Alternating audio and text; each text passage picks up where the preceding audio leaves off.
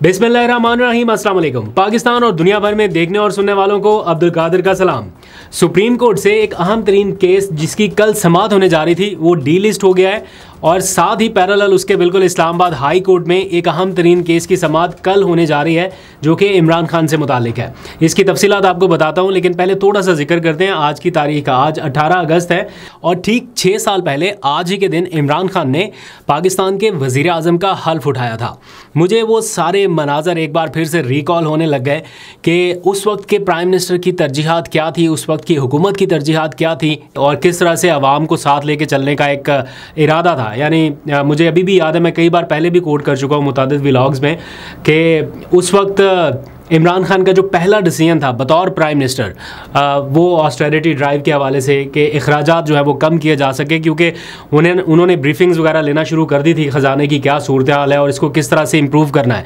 तो जब इमरान खान को गवर्नमेंट मिली तो $7 अरब के रिज़र्व उनके पास थे, लेकिन जब उनकी हुकूमत गई तो टोटल मिला के कोई कमर्शियल बैंकों के और सारे रिज़र्व मिला के हमारे पास $27 अरब के करीब रिज़र्व थे, जिसको अभी तक हम मैच नहीं कर पाए। तो यानी जो ऑस्टेरिटी ड्राइव थी वो कोई बहुत ज़्यादा कामयाब नहीं हो सकी। ये नहीं मैं कह रहा कि इमरान खान ने कोई बहुत ज़्यादा बचत कर दी। बहुत सारे लोग तनकीद भी करते हैं कि जनाब देखें वो भैंसें बेच दी, अंडे मुर्गियों तक बातें चली गई, लेकिन बहुत सारे इनिशिएटिव्स उस वक्त ऐसे थे जो ऑस्टेरिटी ड्राइव के लिए, यानी एक मैसेज था पूरी नेशन के लिए कि हमें बचत करनी है, अपने अखराजात कम करने हैं और उसके बाद ही हम कहीं आगे बढ़ सकेंगे। ये वाला जो मैसेज है ना, आवाम से कनेक्ट करने वाला, वो राब्ता कि आवाम को साथ लेके आप चलना चाहते हैं, ये एलिमेंट पूरा का पूरा मिसिंग है। इस वक्त आवाम के सेंटिमेंट्स के बिल्कुल बरक्स सारे मामला चल रहे हैं। ठीक है, अभी रिसेंट उसकी एग्जाम्पल आप देखें कि आवाम के साथ एक हाथ भी हुआ है।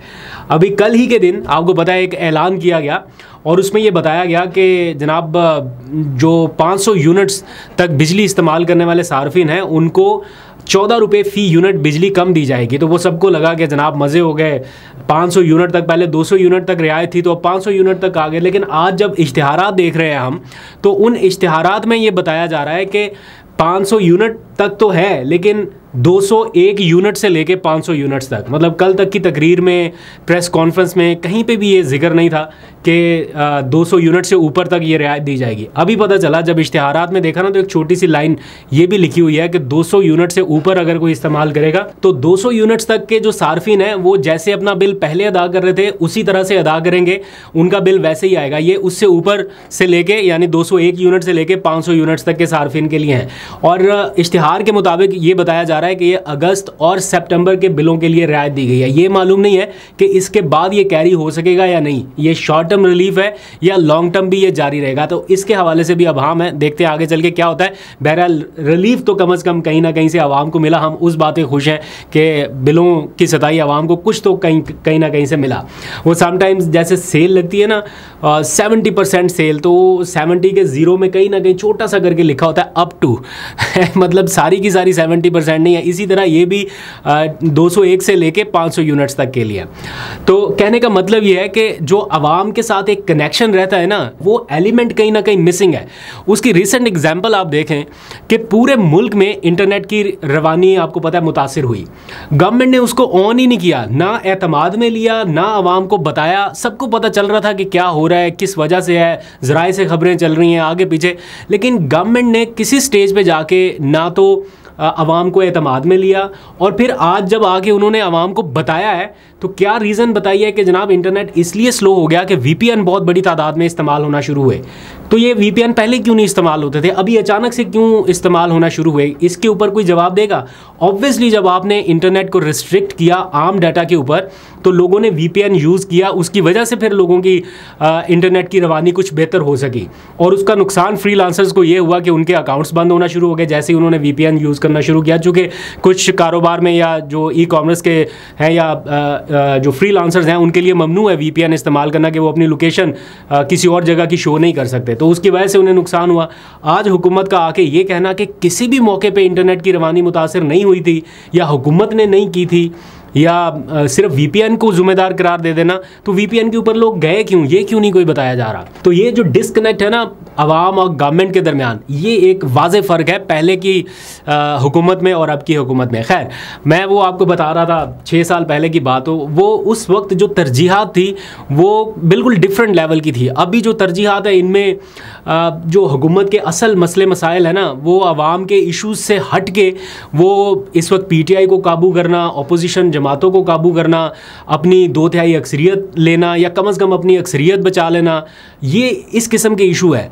तो अगर 17 सीटें हैं या 30 सीटें या 40 सीटें हैं, एक ऐसी गवर्नमेंट जिसके पास अक्सरियत ही नहीं थी, जिसके पास मैंडेट ही नहीं था, वो कैसे कोई लॉन्ग टर्म डिसीजन कर सकती है आपको रिलीफ देने के लिए? ये समझ से बाहर है बात। अच्छा जी, आगे बढ़ते हैं, लेकिन उससे पहले एक छोटी सी अनाउंसमेंट कि मेरे दूसरे चैनल के ऊपर एक लेटेस्ट व्लॉग अपलोड हो चुका है, बर्थडे व्लॉग अपलोड किया है। सो इस टेंशन वाले माहौल से निकल के कुछ नॉन पॉलिटिकल भी देखा जा सके। वैसे कम टाइम मिलता है वो अपलोड करने के लिए, काफ़ी दिनों से रिकॉर्ड हुआ पड़ा था तो मुझे तो वक्त नहीं मिल रहा था, तो मेरे एडिटर साहब ने उसको खुद ही से एडिट वेडिट करके कहा कि अपलोड करें, तो मैंने कर दिया। उसका जो लिंक है वो मैं डिस्क्रिप्शन में और कमेंट्स में पिन कर दूंगा, अगर आप चाहें तो वो जाके देख सकते हैं। अब आ जाइए आगे। मैंने आपको बताया कि सुप्रीम कोर्ट के हवाले से भी कुछ खबरें हैं।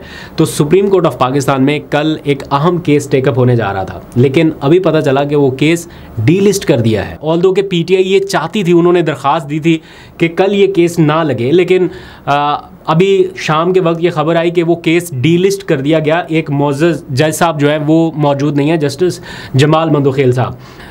और ये केस है इलेक्शन ट्रिब्यूनल्स के हवाले से। आपको पता है ट्रिब्यूनल्स को काम करने से रोका हुआ है सुप्रीम कोर्ट ने अभी तक।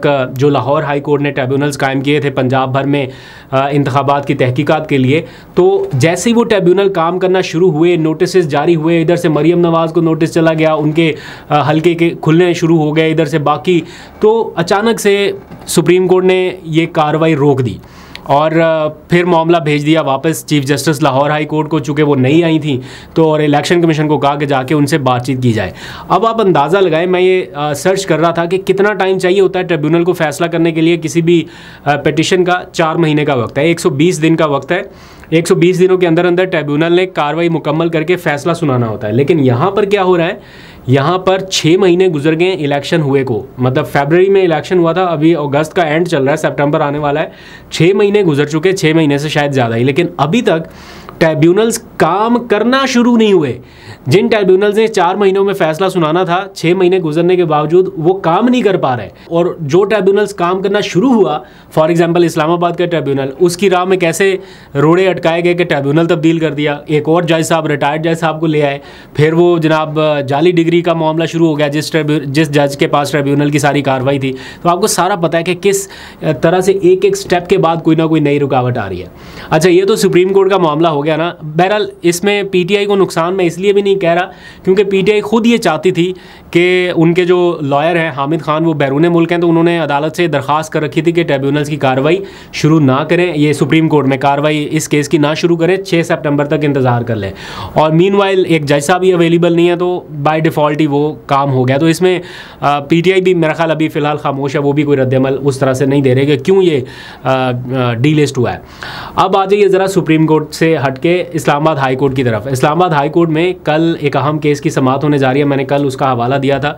190 मिलियन पाउंड केस का मामला है और इसमें नैब की वो इंक्वायरी जिसमें इस केस को बंद करने की मंजूरी दे दी गई थी, उसके मिनट्स ऑफ मीटिंग्स मांगे गए हैं और जब तक ये मिनट्स ऑफ मीटिंग नहीं आते, इस केस की कार्रवाई आगे बढ़ाने से रोकने की दरख्वास्त की गई है या स्टे देने की दरख्वास्त दी गई है, क्योंकि 1 हफ्ते 10 दिन के अंदर अंदर इस केस का फैसला आने वाला है। क्योंकि आखिरी एक गवाह बाकी है, जैसे उस गवाह के बयान रिकॉर्ड हुए तो इसका कोई ना कोई डिसीजन आ जाना है। तो कल इस्लामाबाद हाई कोर्ट में इस केस की समाअत है।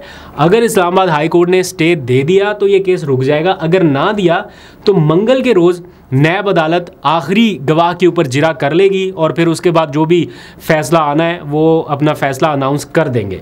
तो ये इस वक्त इमरान खान साहब के लिए, उनके लॉयर्स के लिए बड़ा इंपॉर्टेंट है कि कल जो कार्रवाई हो उसमें कम अज़ कम वो स्टे हासिल करने में कामयाब रहे। अगर नहीं हासिल करेंगे तो फिर यकीनन आगे मुश्किलात उनके लिए बरकरार रहेंगी।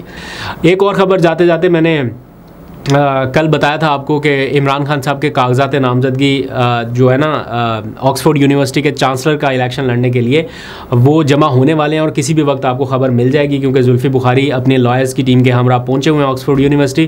तो एज़ पर मैं इन्फॉर्मेशन अभी जुल्फी बुखारी ने फिर ट्वीट करके बता भी दिया है कि इमरान खान साहब के कागजात नामजदगी जमा हो चुके हैं और वो अब इलेक्शन लड़ सकेंगे या नहीं लड़ सकेंगे इसका फ़ैसला ऑक्सफोर्ड यूनिवर्सिटी करेगी।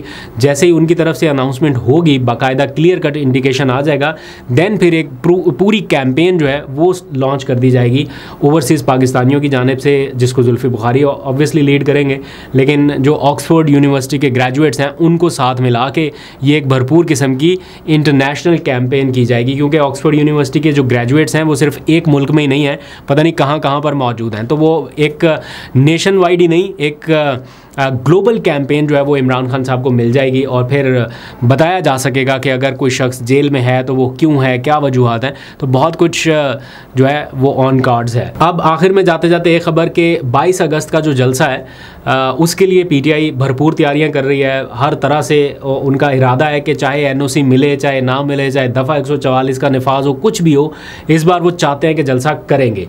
पीटीआई की क़यादत का एक इजलास हुआ, उसमें भी इन चीज़ों के ऊपर गौर किया गया कि अगर फिर एनओसी कैंसिल कर दिया गया या दफ़ा 144 लगा दी गई या कोई और रीज़न, क्योंकि स्टेट के पास बहुत सारे रास्ते होते हैं। जब अगर स्टेट चाहे आपको रोकना तो फिर एक से बढ़ के एक रास्ता उनके पास है। फॉर एग्जांपल अगर गिरफ्तार करना हो, एक केस ख़त्म हो दूसरा डाल दे, दूसरा ख़त्म हो 3 MPO में गिरफ्तार कर ले, उधर से ख़त्म हो तो कोई और केस, तो बहुत सारे रास्ते होते हैं।